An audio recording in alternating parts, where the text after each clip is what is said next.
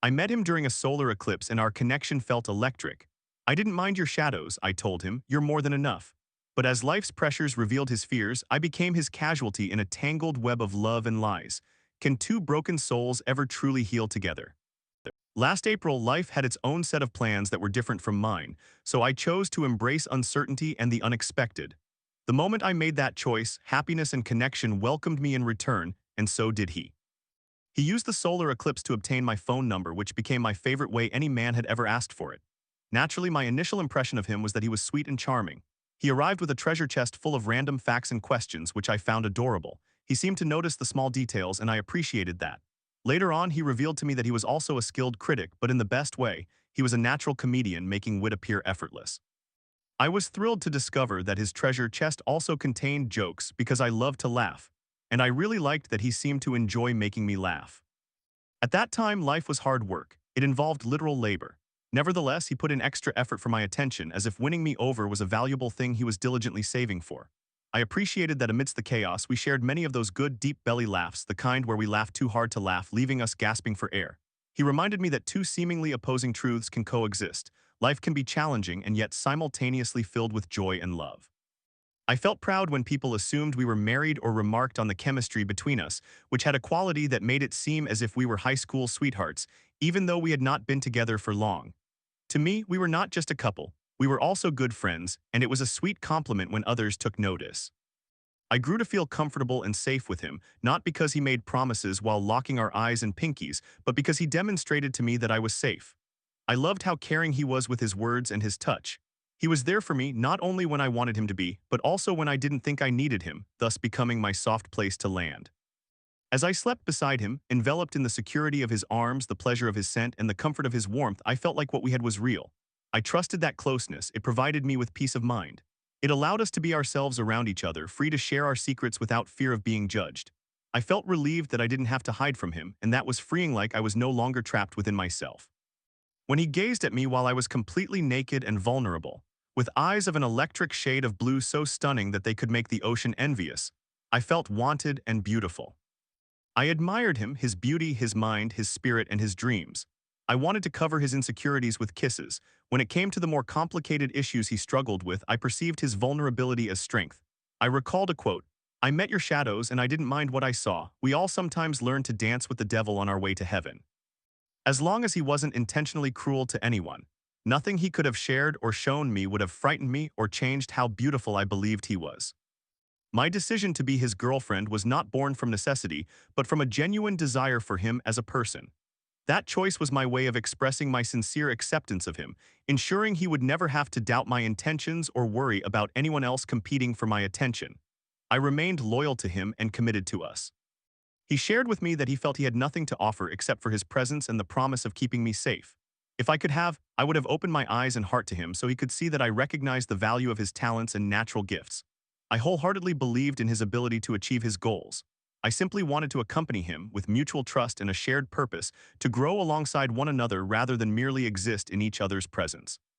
His happiness and well-being became my priorities, and I trusted that mine was his as well. Time is incredibly precious, and I do not take for granted the fact that he dedicated some of his to enhance my joy. He spent his time helping me feel supported, emotionally secure, and loved. When he was between my thighs, only he could unlock my ecstasy. He empowered me. His presence complemented our connection, and connection gives time its meaning and purpose. Presence, connection, and love all flourish and deepen within safety. Therefore, if he perceives it that way, he provided for me. While he believed genuine safety was a modest offering, it was powerful and meant everything to me. I miss the connection and happiness we shared when our attention was fully focused on each other and our goals.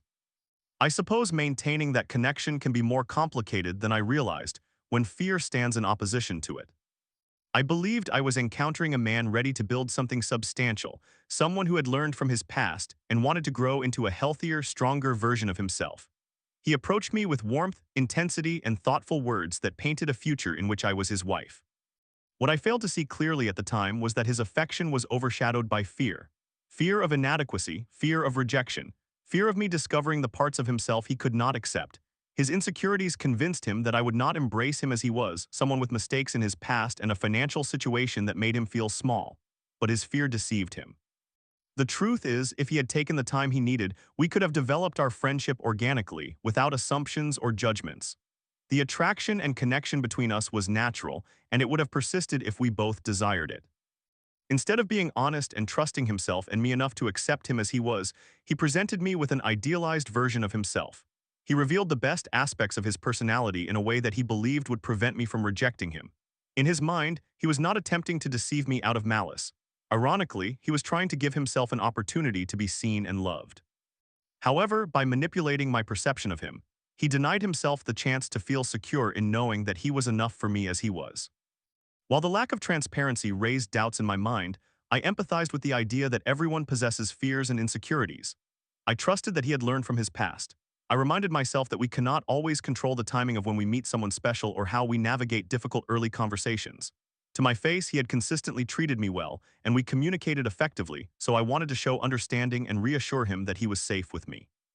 After he provided me with a fuller picture, I felt quietly stunned. It seemed as if he had a pattern. When things became challenging or painful, he coped by avoiding his emotions with distractions, which only left unresolved feelings that ultimately pulled him backward in a loop instead of moving him forward. I cared for him deeply, but this was the first time I questioned whether he could protect my heart. Ironically, his insecurities made me feel pressured to prove my love to him, so I supported and encouraged him. I adjusted to his needs even when he did not adjust to mine. When he broke down in his car one morning before work, it pained me to witness his tears. I realized he was overwhelmed with frustration and disappointment from trying to move forward, yet he seemed stuck. I understood he felt embarrassed about struggling financially. After we lost our jobs, he opened up to me about longing for the way he felt in the past. I could hear the pride in his voice when he spoke about being able to provide for and enjoy life. But I also sensed the hurt and frustration within him. It became evident that his past, and all its what-ifs occupied so much space in his mind that there was little room left to focus on his present. It was as if the pain of what could have been was worse than the pain of what it currently was. I could imagine how unbearable it must have been for him to believe he could still have that life, or even more if only he had acted differently. He had what he desired, a version of himself he felt good about as opposed to the present version with which he was dissatisfied. It made sense why he would want to return to the last time life felt right. I think the pressure of feeling behind in life and not wanting to waste any more time on purposeless things made him feel like he was suffocating, desperate to breathe again. I understand how intensely regret can weigh on a person, and how it can accelerate the urge to rectify the mistakes of the past. When he confided in me that he felt so low that he drove 100 miles per hour down back roads just for an adrenaline rush, I felt alarmed. I considered how overwhelmed he must have felt to shut down to the point where he needed to resort to such extreme measures for a lift. I began to question some of his habits, and whether his choices were more about avoiding or numbing his feelings than whether the things or people he sought were genuinely beneficial for him. I was unsure of my place in all of this. I did not realize how deeply he had been mourning his former self and how overwhelmed he was with guilt, regret, and confusion.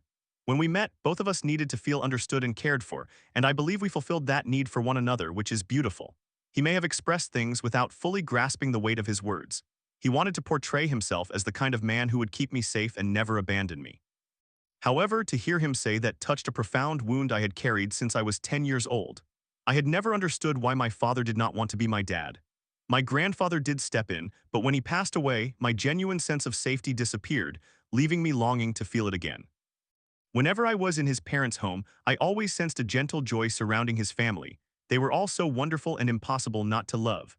I missed my family and was so starved for love that I clung to the warmth I felt merely from being around them all. The way he expressed love toward me felt as though he understood my heart's deepest prayers. There were countless synchronicities and signs that suggested he was the one. I had been living on hope for a while, so I wanted to believe he was my blessing. But I can now see that I placed a lot of unspoken expectations on him. Every aspect of my life was in crisis. I faced health issues and felt immense pressure to secure a better-paying job. I was financially drowning, yet I needed to find a way to create a safer situation for my mother and myself. I also felt a desperate urgency to resolve these matters before they began to affect our relationship. I was physically, mentally, emotionally, and spiritually exhausted. The reality of my situation made it difficult not to feel scared and embrace uncertainty. I struggled to discuss it because I did not want to taint our relationship.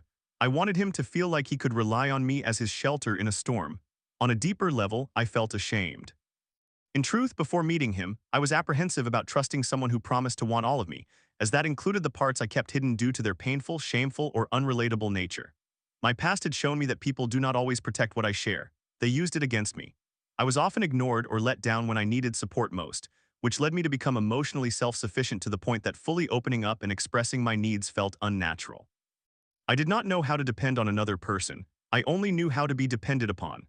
Yet, when I believed he placed his trust in me, his example inspired me to take the same leap of faith, allowing myself to trust him, hoping he would not become another challenge I had to overcome.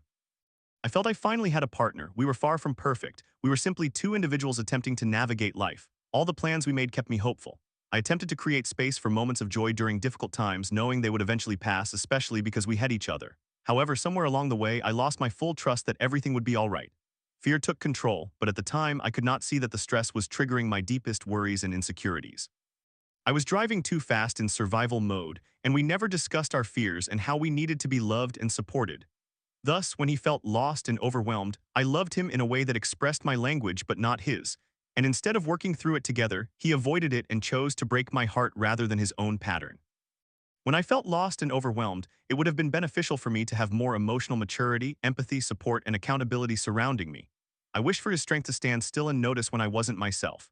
To love me for who I was, not merely for how I made him feel or for what I gave, even if I would have gladly given him what he wanted. He believed our differences stemmed from politics or lifestyle, but it was never truly about that. It was about safety. Some of his actions and views triggered me because they revealed a capacity to justify a lack of integrity, avoid accountability, and shut off empathy. Consequently, when challenges arose, it activated my deepest fear of abandonment. I remained silent while internally feeling confused and unsettled. I did not know what was real. When I should have communicated openly, I withheld my thoughts to protect his confidence. Instead of addressing the situation with him and articulating my needs calmly and clearly, I reacted from a place of intense fear. I tested him by persuasively encouraging him to leave while secretly wishing he would stay. I sought reassurance but approached it in an unhealthy manner. On some fundamental level, I believed that suggesting he reach out to her would give me control over the pain, rather than feeling powerless if he chose to leave on his own. When I urged him to connect with her, he was already in a difficult mental and emotional state. If he had been trying to change things in our relationship, my push only compounded his confusion and regret. Additionally, I did not think of her feelings, such as how she might have healed and grown since their time together, and that hearing from him while he was with another woman and struggling would not feel like a grand gesture of love but rather exploitative. I recognized that I did not evade pain. I merely attracted it earlier because I forced it before events could unfold naturally. Upon realizing my actions, I wanted to work through our issues together. I wished to stay even if it meant being uncomfortable so we could ultimately become comfortable. However, by that point, he had made the choice to leave. After everything, he claimed he had let her go for her own happiness, yet he left her when he became involved with me, not before. Lying is a practiced behavior. It requires effort and deliberation. Being unfaithful necessitates just as much intentionality as being faithful. It may not be premeditated, but it is never an occurrence of mere happenstance. It is a choice from the moment the thought crosses our minds. It appeared he prioritized what was easier or felt good in the moment over what was healthy for him and his partner in the long run. While I know he dealt with some of the repercussions, this is not about blaming or labeling him. I mention this because it was a recurring pattern of avoiding uncomfortable emotions rather than confronting them, and it affected me deeply. I do not believe he intended to hurt me. However, I also think he did not exert significant effort to avoid causing me pain. I felt as though my trust, which took immense courage for me to extend, meant so little to him that he could not be bothered to communicate with me about his feelings as he had in the past, or at least, as I thought he had. Instead, it seems that betraying me during one of the weakest moments in my life was the easier choice for him. He told me he lied for my sake, but I feel that was not to guard my heart. Rather, it was to maintain his self-image. The way he went about ending our relationship through lying, gradually avoiding me, disconnecting, and gaslighting made me feel as though I was not someone with whom he had a genuine connection or respect. His actions led me to believe that he regarded me as someone who offered no value in his life, treating me as if I were a worthless old toy. Since we began dating shortly after we met, I only recognized him as my affectionate boyfriend. He always acted as though I were incredibly special to him, and then within weeks he claimed I had become a turnoff and told me he had never truly loved me. I struggled to comprehend what was happening because I could not recognize him. I had never encountered the version of him who claimed he wanted to lose me. I was content simply engaging in my own life when he approached and asked for my attention. I was not desperate for his validation. My only request was for sincerity in his intentions. I did everything he asked of me. I entrusted my heart, body, peace, and aspirations to him because I believed in his promise to treat me tenderly. We invested time. We discussed building dreams. I even became enthusiastic about trying a cruise.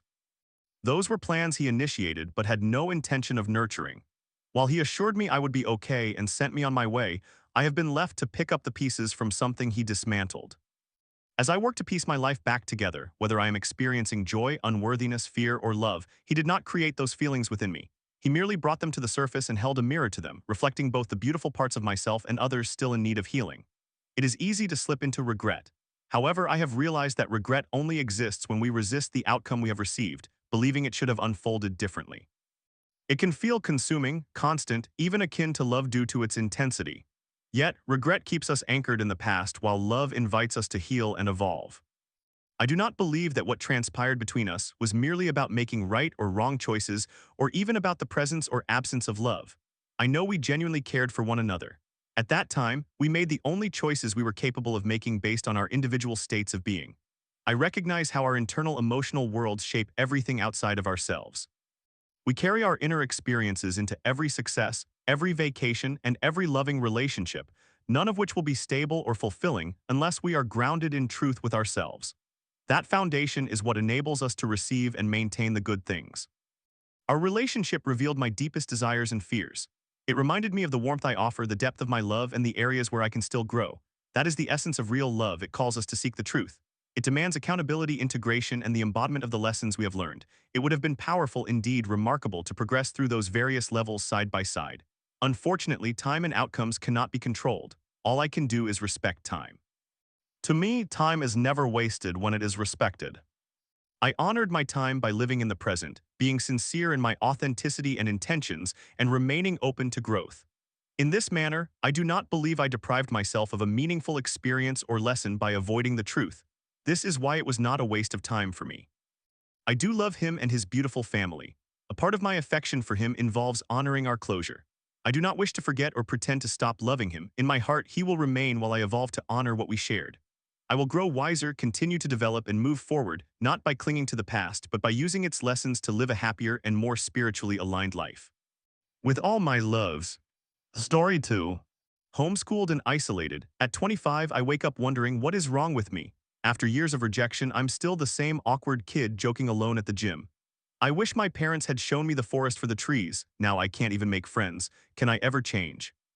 TLDR, I am a 25-year-old male who grew up homeschooled, and I wake up each day contemplating how much the isolation has harmed me. Skip to 25 if you do not want the lengthy backstory. Ages 09, I will start this off from the beginning. I was born to older parents. My father was in his mid-40s and my mother in her mid-30s in a modest town in the South. There was plenty of love and shelter. We attended nice churches and went to elementary school with my brother and sister, where we were all quite popular due to our parents being very insistent on our politeness and warmth. I was quiet, yet I always tried to be friends with everyone, not wanting to exclude anyone based on arbitrary social hierarchies that a grade schooler might construct. There were plenty of sleepovers and birthday parties. I was content. Age 10, when it was time for my older brother to attend middle school, my parents decided to withdraw us from the public school system and homeschool us. They disliked the amount of homework that was piled onto all of us, and they were especially appalled by the amount of adult topics middle school students were being exposed to in public school. I understand they did this to shelter us. Ages 10-11, the first year of being homeschooled was pleasant. We all appreciated not having to deal with the stress of attending school and enduring homework assignments. Our parents were relatively involved in our education. However, early in this year, my father lost his job and passion as a woodworker and had to start working nights at Goodyear. He loathed this job, but he did it to provide for us. He worked through the night and then slept all day. This schedule meant he could not be as present in our lives as a child needs. Ages 11-17. As I grew older through my early and mid-teens, my parents aged as well. They were now in their 60s and 50s. My father continued to work his blue-collar job, but my mother began to have less and less energy, particularly when it came to homeschooling us. Eventually, we were not taught anything. We simply played computer games all day while my mother watched television. Ages 11-17 continued. We had no socialization with other children our age. All of our friends were kids we had befriended in elementary school, and they gradually cared about us less and less due to the distance and their new friendships at their schools. I had no girlfriends and no boyfriends. Discussions about sex were taboo. This persisted for approximately 6 or 7 years, day in, day out. Age 17, one day I felt compelled to sit down and discuss with my parents how severely the isolation was affecting us. As a result, my mother decided to enroll me in a local community college. I had somehow managed to pass the exam required for a high school diploma from the homeschooling program we used. My brother passed as well, but he did not want to enroll. My sister was too young. Ages 17 and 18, I enrolled in a welding program, eventually earning an associate degree, which I am proud of. However, during my 2 years of college, I came to realize how much my lack of socialization had hindered me. I attempted to make friends by being polite and friendly, but they would turn away because I could not engage in banter and be fun like the other students. I still tried to utilize the quiet but friendly demeanor I had developed in childhood, but potential friends consistently chose to decline invitations to hang out with people they perceived as cooler and more entertaining. I attempted to talk to girls my age there, which I suppose is now termed cold approach, but it resulted in rejections that were even harsher than those from potential friends. I did not possess the social skills necessary to be funny or charming, so they all ignored me and were unkind when someone more typical entered the conversation.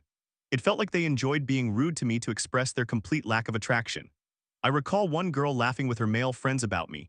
At one point, they were occasionally looking over their shoulders at me, smirking as I walked past, as if trying to suppress their laughter.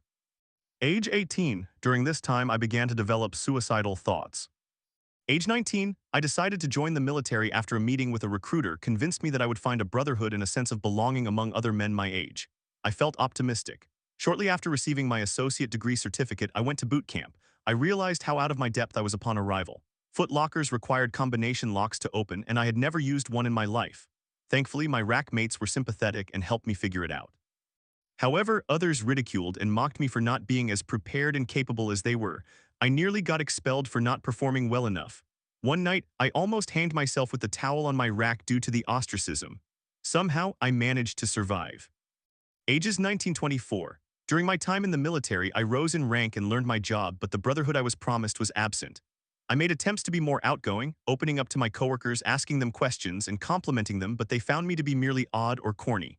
They rebuffed my attempts at friendliness, were cold and unkind, and did not invite me anywhere. Like before, I did not communicate in a manner that marked me as a fun and interesting individual. Instead, I was perceived as just an awkward guy. I attempted suicide twice and lied about it to the therapists I regularly saw. Age 23, I began to pull myself out of my depression by starting to go to the gym regularly. I mustered the courage to approach women again. Most of them politely rejected me, but one girl I approached at the gym gave me her number and I found her charming. We talked intermittently for about a month, and I could sense she was not particularly attracted to me, yet I persisted. One day, a more charismatic guy began talking to her, making her laugh and everything. I said hello to her, asking if the guy was her new personal trainer, trying to engage in banter. It ended quickly and I said goodbye. As I walked away, the guy muttered something under his breath and she laughed heartily. I continued with my workout, but before I left, I attempted to join their conversation. Not only was the guy cold and distant, but she was outright rude. She rolled her eyes when I complimented her hard work and offered no response when I wished them a good night. I started going to the base gym a few months later, and by a strange coincidence, her new boyfriend, not the previous guy, was also in the military and worked out at the same gym. When she noticed me, I saw out of the corner of my eye her rushing up to her boyfriend, urgently telling him something.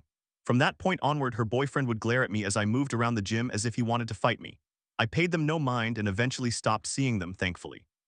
Age 23 continued. I gained some more experience with women. Since I was regularly going to the gym, I decided to create a Tinder account and received several matches from attractive women, which boosted my confidence. I went on about 5 different dates with 5 different women, losing my virginity to the first one. I kissed all of them as they were physically attracted to me, but most of them lost interest and ghosted me by the time a second date was due after remembering how boring and awkward I was during the first.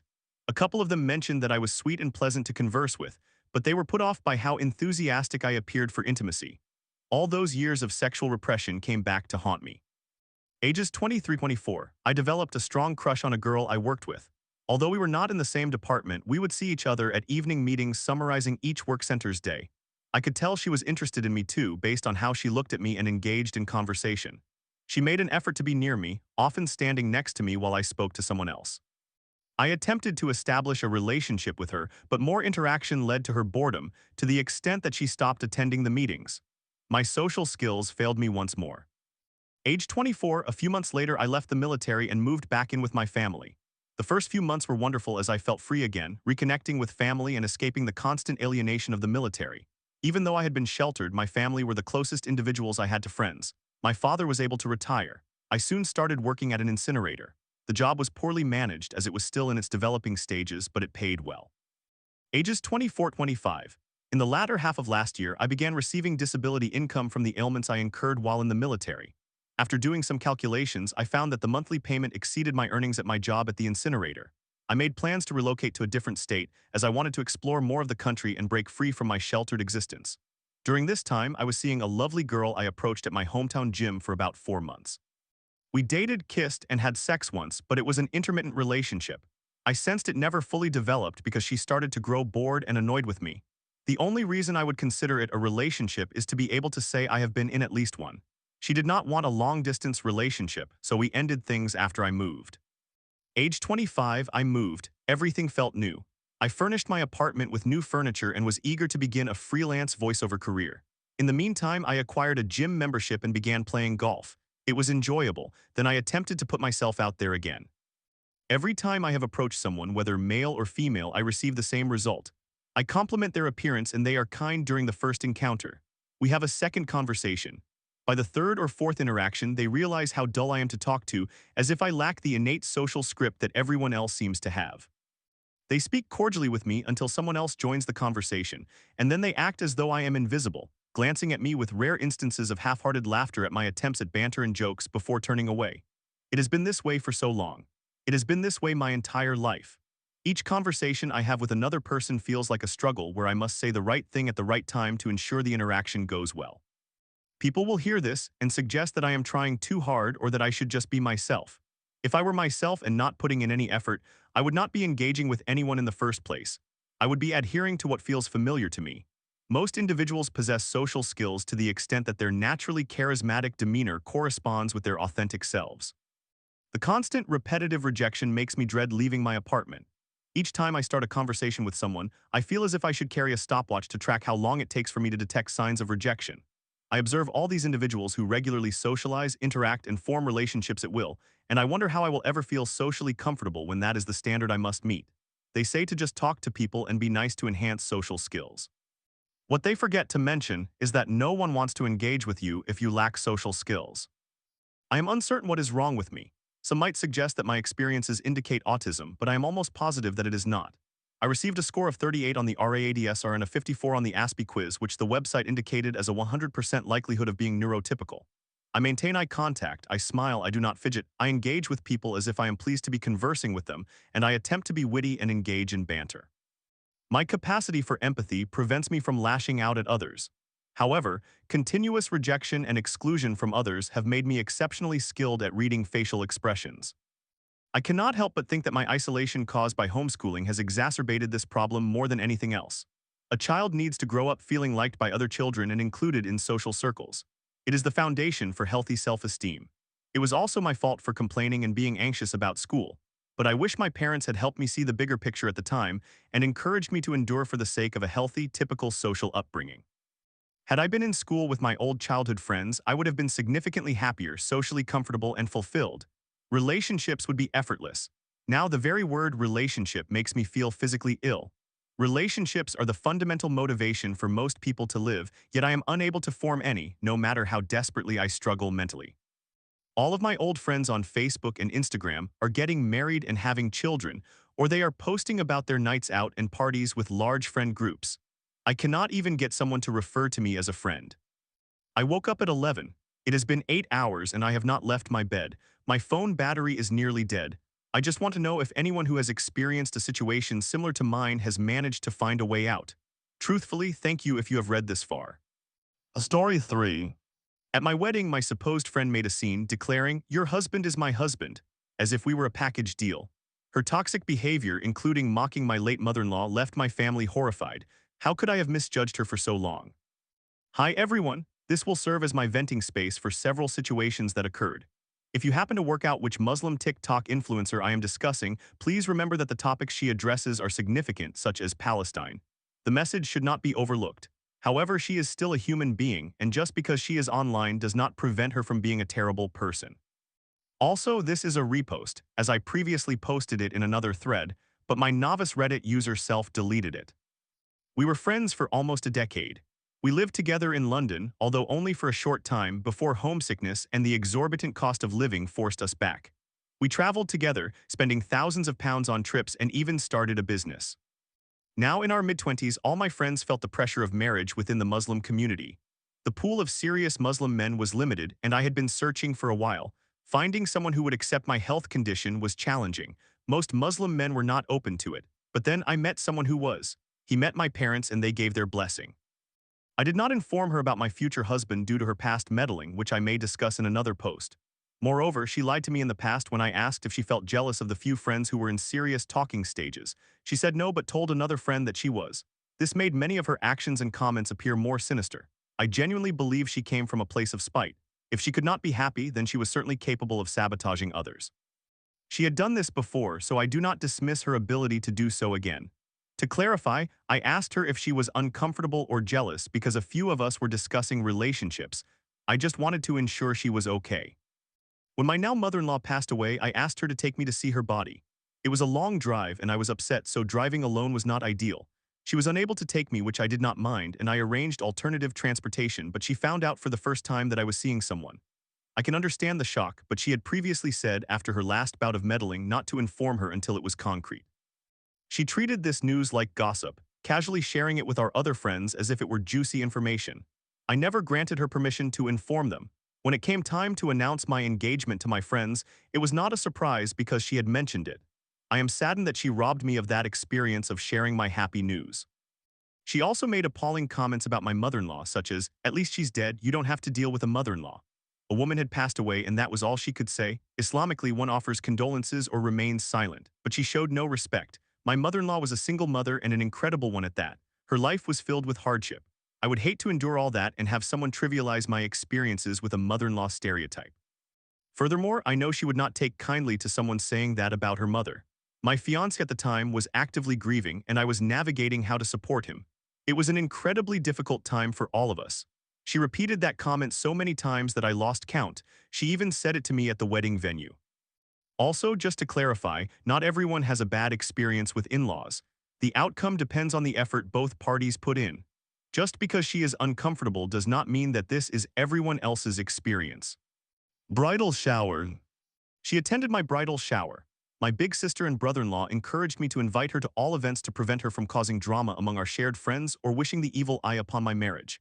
They mentioned that realistically, after I got married and moved away, I would not see her again and I did not even need to address her past behavior. I thought that after this I would gradually fade out of her life. No drama, just distance. But even there, she could not behave. She interrupted conversations when I mentioned my fiancé, as if she had not come to my bridal shower. Did the name not hint at what the topic would be? When my fiancé wanted to say a quick hello to the group, she refused, citing her previous meddling as a reason she could not be trusted to greet a partner. I had done the same with his friends. Plus, it was not about him getting to know her, it was simply a quick hello for everyone present. Meanwhile, she rambled on about her own relationship problems during my bridal shower. No, we do not want to hear about the same man who treated you poorly for years and whom you continually unblock. He was also engaged to someone else the entire time.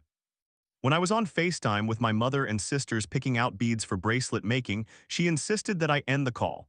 I corrected her, stating it was my mother and sisters. She also referred to my husband as gay for my interest in making bracelets, yet when another friend's husband wanted to do the same, she said nothing. This is a common date activity for couples. What makes it feminine if he chooses a more masculine design? Plus, it is just fun to engage in a creative project with your partner. She said, "That's so gay, my man could never." What man? She also made a big fuss about payment. I noticed but tried not to address it. I felt as though she hijacked my bridal shower regardless. She was still invited to the other events and I thought, my wedding is just a week away. I'll ignore her rather than uninvite her as this would create drama, plus her mother and father were guests too. So I left it. By the way, I tend to be less confrontational in the moment. Additionally, I was so excited to marry my husband that I did not care about other people. I acknowledged the disrespect, but there is no way I was going to have an argument around my wedding time. Moreover, she is loud and argumentative. It would inevitably end with her creating a scene. I was never going to grant her that power. The gift-making day. She arrived at my home while we were making gifts for my husband and remarked, "The shoes are actually quite nice, but I'm surprised because I did not think he had a sense of style. You have seen one photograph of my husband at this point. How did you draw that conclusion? Calm down." It was never the individual comments, but rather their cumulative effect that revealed her bitterness. The Mandy Henna Nights. At my Mandy, she was asked to make a speech. It was last minute due to technical difficulties with the music, and my family member scrambled to fill the time. Choosing her was a suggestion by the MC in that moment, my nephew, but had this been planned, I would have told him not to select her. She had experience with public speaking and appeared confident, which is why my family member chose her. In front of my family, extended relatives, friends, and new in-laws, she stood up and declared, "Your husband is my husband. She and I come as a package deal. We are sisters." She repeated the husband is my husband comment around 5 times. It was documented on camera and witnessed by everyone present. My family was horrified. My in-laws were appalled. Guests approached afterward to apologize on her behalf, yet she shamelessly laughed and sat down, believing she had done well. My husband learned from his 10 family members what she had said, and he was disgusted. Additionally, after viewing the footage, he remarked that she resembled Jeffree Star and that he did not want her anywhere near him. Her eye makeup was frightening. Everyone was appalled. However, I did not react because I knew exactly what she craved attention. She ranted about how close we were, like sisters, but the reality was that even she could tell I had distanced myself from her for an entire year. This was deliberate as I no longer trusted her. The wedding day. On my wedding day, she monopolized conversation at her table, interrupting everyone.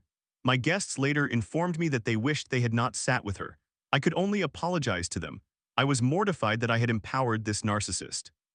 Post-wedding. A few weeks later, she accused me of discussing her behind her back. I had been too busy getting married, starting a new job, selling my house, and moving to a new town, yet she was furious. It was peculiar because I intentionally avoided mentioning her, as deep down I still valued the friendship we had shared for years. But as unfortunate as it may sound, I figured she would likely end up alone due to her personality, with no friends or relationships. That would be justice enough for me. She had already lost 3/4 of her friends over the past few years, and each of those breakups had been dramatic, where she supposedly played the victim. 3/4 is a pattern. You have to be the issue, considering that we all do not know one another. Moreover, she has experienced several failed relationships. They always claimed she was too much. She would cry because they would not commit, yet she is so standoffish that most men would likely fear introducing her to their parents. She does not possess a very adaptable personality and is exceedingly clingy. She would state that they have to accept her as she is. But what she is annoying and excessive. Also, religiously, I wanted God to deal with her wicked tongue and jealousy. But at that moment when she accused me of speaking ill of her, I realized something. I no longer cared about our friendship. Maybe I had not cared about her for a long time. I blocked her. Before anyone mentions why I did not approach her with my concerns to see if she would change, I did so when she hurt me previously, and she subsequently claimed that I worsened her mental health by bringing up the past that she could not alter. I had never felt so gaslit. She also proceeded to enumerate all my faults and then claimed that I was jealous of her. At that moment, I knew she would never take accountability. I finally saw her for who she truly was, a false victim, a narcissist, a selfish, jealous individual who never had my best interests at heart. She had humiliated me at my wedding and made me feel terrible during what should have been the happiest time of my life. And for what? She always seemed to be the first to take offense, but never recognized when she upset others. Her control issues. She even went so far as to declare, "I am possessive over you." She stated that she did not want me or another friend to become too close, fearing we would exclude her. She was insecure in friendships. She referred to me as though I were a toy to be owned. The truth is, only God is in control of me, not this weirdo. Throughout our friendship, I felt as though I was shouldering partner-like responsibilities, even though I never agreed to that role. I constantly listened to her issues and supported her as she made poor life choices. Our other friends even remarked that she viewed me as her boyfriend. They suggested she might leave me alone if she found a man. I prayed that she would so he could be her problem. Thank God she is gone. Story 4. Living with my boyfriend, M28, turned into a nightmare. "Now I can't even talk to you" became my daily reality. From sweet promises to belittling insults, I've lost myself in this darkness. When will it be my turn to escape? Can I break the silence before it drowns me? Posting with a throwaway account. I am playing a game of chicken in my relationship to see who will leave first. It is amusing how life works. You transition from happily planning a future with someone to dreading a conversation with that person. This is my first time living with someone, and it has been a year. It started off rocky and only got worse. We were in a long-distance relationship, and he moved to be with me since we had agreed it made the most sense. Looking back, I suppose you could say it was a bit of an ultimatum. I stated that I would not be comfortable continuing the relationship after reaching 3 years if we did not have a plan for our future, something we had discussed extensively during the first year of our relationship. Additionally, if we were not already living together, which he had promised to do after graduating college, I would not want to continue the relationship. I felt that long distance was simply not fair to either of us in the long run. I can admit I am to blame for pushing us to move in together, possibly before he was ready. However, I believe he is to blame for concealing who he truly was. Before the move, he was kind. He cared about my feelings and listened when I spoke. He had goals and planned for our future, and he also cared about family. He genuinely wanted to be involved in my life. He wanted to go on dates and spend time together. He was truly a good person. During the first week of living together, he belittled me and picked fights every day. He casually mocked a family member's disability, one that I also have. He stayed up all night playing video games, even on nights when I was off work and trying to catch up on rest. He would shout at the game, waking me up multiple times throughout the night. He often slept until 3 p.m. or even later while I was awake by 5 or 6 a.m. This became our new normal. He was without work for half a year while I was in school full-time and working third shift full-time. At one point, I had 3 jobs.